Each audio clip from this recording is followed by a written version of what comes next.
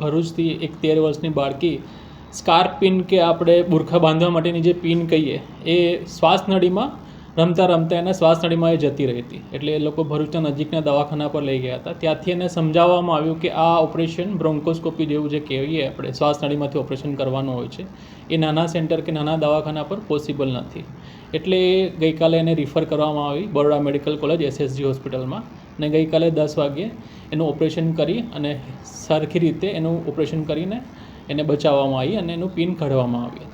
છેલ્લા 1 વર્ષની અંદર આવી રીતના સ્કાર્પ પિન કહીએ કે જે બુરખો બાંધવાની જે પિન કહીએ આપણે એવા 3 કેસ અહીંયા આગળ ઓપરેશન આવ્યા છે. તો તમારા માધ્યમથી હું એવું કહેવા માંગીશ કે બાળકો કે બાળકીઓ જે સ્કાર્પ કે બુરખો બાંધવા માટે પિનનો ઉપયોગ કરતા હોય છે એ દરમિયાન મસ્તીમાં મોઢામાં રાખીને વાતો કરતા હોય છે, મસ્તી કરતા હોય છે. એ લોકોએ એ વસ્તુ અવોઇડ કરવું જોઈએ. મોટાએ લોકોને સલાહ આપવી જોઈએ કે મોઢામાં આવી ધારદાર વસ્તુઓ રાખીને સ્કાર્પ પિન બુરખા પિન મોઢામાં રાખીને મસ્તી કે વાતચીત ના કરવી જોઈએ. જો આ ઓપરેશન કોઈ નાના સેન્ટર પર કે નાના હોસ્પિટલ પર તો પોસિબલ છે જ નહીં. બ્રોન્કોસ્કોપી એક જટિલ ઓપરેશન કહેવાય. એમાં જીવનું જોખમ પણ રહેતું હોય છે. કોઈ મોટા હોસ્પિટલમાં પ્રાઇવેટમાં કરાવે તો મિનિમમ ખર્ચો 1 લાખ રૂપિયા થાય બ્રોન્કોસ્કોપી પ્રોસિજરનો.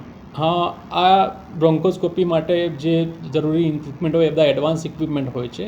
એ ઇક્વિપમેન્ટ અહીંયા હોવાના કારણે જ બરોડા મેડિકલ કોલેજ SSG હોસ્પિટલનું ENT ડિપાર્ટમેન્ટમાં એ બધા ઇક્વિપમેન્ટ હોવાના કારણે જ આ બધા ઓપરેશન અહીંયા શક્ય બને છે.